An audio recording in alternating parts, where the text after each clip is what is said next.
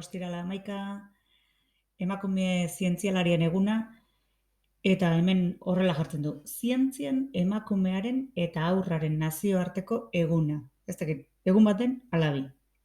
Tira. Gaurko efemeridea. Gaurko egunez, 1980ko otsailaren 11, Nelson Mandela askatu zuten Hego Afrikan 27 urtez preso eduki ostean. Apartheidaren aurkako eta Afrikako Kongresu Nazionaleko militantea zen. Aurretik, borroka armatua bultzatu zuen Umkhonto we Sizwe erakundearen buru gisa. Kartzelatik irtetean elkarrizketa eta adiskidetzea bultzatu zituen. Hego Afrikako presidente hautatu eta bakearen Nobel saria eman zioten arren, Amerikako Estatu Batuen terroristen zerrendan egon zen 2008 arte. Toma.